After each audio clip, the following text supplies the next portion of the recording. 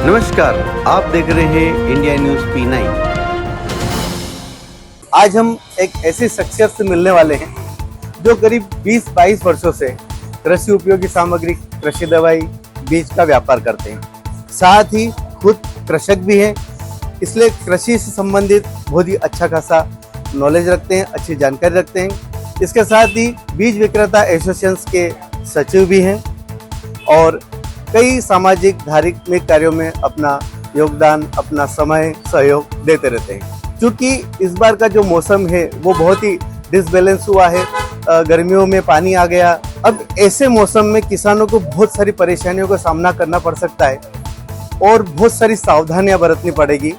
इस संबंध में आज हम इनसे चर्चा करने वाले हैं जो किसानों के बहुत हित की रहेगी, उपयोगी रहेगी। चर्चा करने से पहले जो भी आप हमारा ये वीडियो देख रहे हैं, हमारे चैनल को सब्सक्राइब अवश्य कर लें ताकि इस प्रकार की अनेक जानकारियां आपको हमारे चैनल के माध्यम से मिलती रहे। तो आइए हम मिलते हैं विशाल कृषि केंद्र पेटलावद के प्रोप्राइटर कैलाश जी चोयल से। तो स्वागत है आपका हमारे चैनल में। जैसे अभी का जो बारिश का जो मौसम बन गया था, जो कुछ दिन पहले बारिश हो गई थी, तो ऐसे हालत में क्या अभी या बहुत से किसान ऐसे होते हैं कि जो गर्मियों में सूखे में ही मक्का वगैरह बो देते हैं, तो ऐसे हालत में क्या उनको ऐसी बोवनी करनी चाहिए अभी या नहीं करनी चाहिए, बताइए। अभी तो बोनी करना ज़्यादा जल्दबाजी होगी क्योंकि खेतों में पर्याप्त नमी नहीं है। और हाँ, अगर अच्छी बारिश हो जाती है अब तो किसान 10-12 तारीख के बाद में बोनी कर सकते हैं। तो जैसा कि आपने बताया कि अभी अगर 8-10 दिन के बाद में बारिश हो जाती है तो बोनी कर सकते हैं, तो ऐसे में क्या विशेष सावधानियां रखना रहेगी इस बार, क्योंकि इस बार का मौसम बहुत चेंज है, हर बार की तरह मौसम नहीं है। इस बार ऐसी क्या विशेष सावधानियां रखना होगी जिससे किसानों को नुकसान ना हो? इस बार एक तो किसानों को विशेष सावधानी ये रखना पड़ेगी कि सभी बीजों को जो उपचारित किए हुए आते हैं वो तो ठीक है, लेकिन कोई जैसे किसान घर के भी बीज लगाते हैं तो ऐसे बीजों को उपचारित करे, कोई अच्छे फंजीसाइड से उपचारित करे तो उसमें जर्मिनेशन की दिक्कत नहीं आएगी और प्रोडक्शन भी बाद में बहुत अच्छा आएगा किसानों।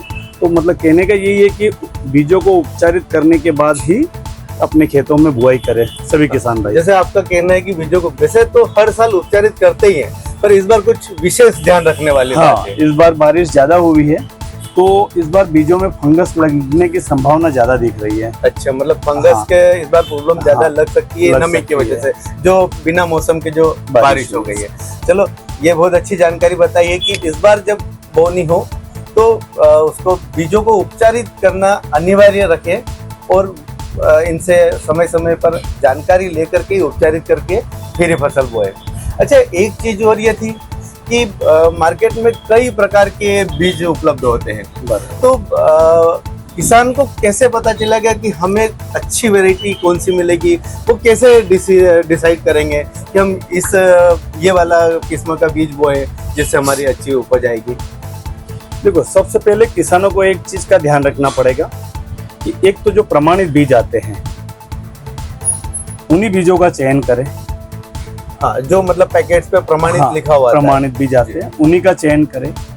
दूसरा, उनके अनुभव के आधार पे, जैसे लास्ट ईयर उन्होंने कौन सी फसल लगाई, उनको कैसा प्रोडक्शन मिला है, ये भी मायने रखता है। तीसरा, कृषि विभाग के अधिकारी वो भी समय समय पे जानकारी देते रहते हैं, तो किसान भाई उनसे भी थोड़ी सलाह मशवरा कर सकते हैं कि हमें कौन सी वैरायटी लगाना है। एक बात और कहना चाहूँगा कि आजकल कंपनियां भी, काफ़ी कंपनियां हैं जो समय समय पर अपने जो वैरायटी रहती है, जो फसल रहती है, तो उसका वो फील्ड प्रोग्राम करती है। हाँ, तो किसानों, जो भी किसान भाई है, उनको वहां जाके भी थोड़ा सा वो विजिट करना चाहिए वहाँ, ताकि उनको वो चयन करने में आसानी होगी कि हमें कौन सी फसल लगाना है। बहुत सी जानकारी हमें वहाँ पर भी प्राप्त हो जाती है। वहाँ भी हो जाती है। और दूसरा, शासन के द्वारा जो अधिकृत दुकानें हैं खाद बीज दवाई की, वहीं से परचेसिंग करना चाहिए। आजकल एक ट्रेड चला है कि गांव में कुछ लोग आते हैं, गाड़ियों पे घूम घूम के भी बेच देते हैं, तो ऐसे व्यक्ति से बिल्कुल वो कुछ भी बीज दवाई वगैरह ना खरीदे। जी जी बिल्कुल, बहुत ही एक बढ़िया बात कही है कि हम सस्ते या कुछ ऐसे प्रलोभन में आकर के कुछ भी खरीद सकते हैं और वो उसका रिजल्ट हमको साल भर में मिलता है, तब जाकर के बहुत देर हो चुकी होती है। इसलिए जो शासन द्वारा अधिकृत है, जिनके पास लाइसेंस है, हाँ। है ना, उन दुकानदारों से खरीदे। अगर कोई समस्या भी आती है तो आप उनसे चर्चा कर सकते हैं। अच्छा, एक बात ये भी है कि जैसे इस चैनल के इस वीडियो को देखने के बाद कई लोगों के मन में और भी कोई क्वेश्चन आएंगे कि जैसे और भी कोई चीजें हैं जो मैं भूल रहा हूँ, है ना, ऐसे पूछने। तो आपके अगर दुकान पर आते हैं तो आप उन्हें जानकारी देंगे, चाहे आपके कस्टमर भी नहीं हो। किसानों को सभी प्रकार की जानकारी देना हमारी पहली प्राथमिकता है। उनको अच्छी से अच्छी जानकारी मिले ताकि उनका प्रोडक्शन अच्छा हो, अच्छी आमदनी हो, यही हमारा उद्देश्य रहता है। जी, बहुत बढ़िया बात है। तो इसके लिए आपको अगर और भी कोई जानकारी इस संबंध में अगर चाहिए तो आप यहाँ इनसे प्रत्यक्ष रूप से भी मिल सकते हैं। इनकी शॉप है कानमन रोड पर, विशाल कृषि केंद्र के नाम से। और आप हमारे इस वीडियो के कमेंट सेक्शन में भी जाकर के लिख सकते हैं, आपको वहाँ पर भी आपको जवाब मिल जाएगा कि अगर आपको और भी इस संबंध में कोई चर्चा करना होती है तो।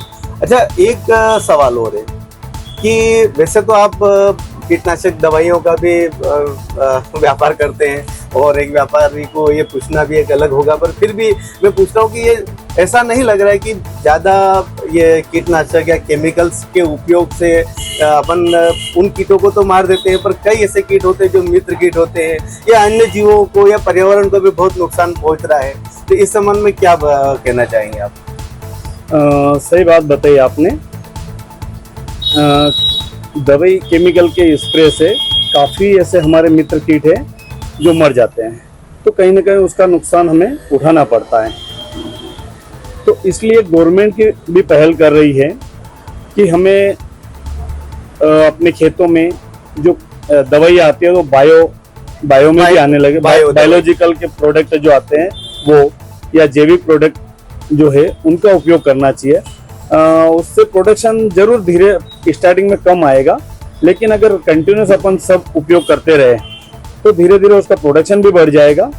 और दूसरा, एक जो अपने सब्जियां फल वगैरह जो भी जैसे बायोलॉजिकल होते हैं, तो थोड़ा सा उपभोक्ता को भी देखना पड़ेगा कि अगर ये बायोलॉजिकल है तो कहीं ना कहीं हमें थोड़ी सी कीमत उसकी ज्यादा चुकाना पड़ेगी, लेकिन हाँ मतलब हमारी स्वास्थ्य के लिए ज्यादा अच्छा रहेगा।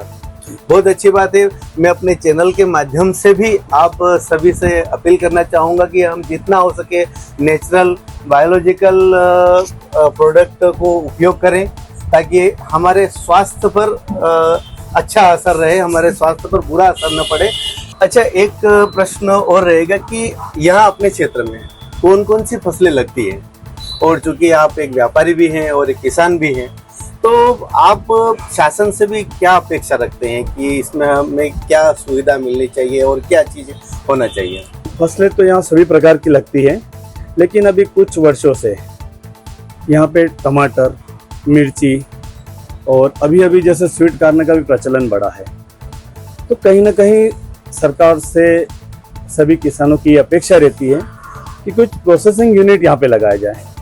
जैसे टमाटर के लिए केचप प्लांट है या स्वीट कॉर्न के भी उसको वो प्रोसेस करके वो किया जाता है।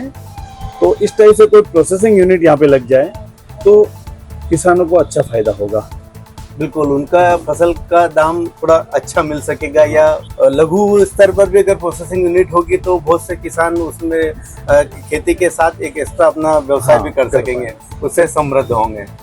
चलिए, बहुत बहुत धन्यवाद आपका हमारे चैनल पर आज की जानकारी देने के लिए।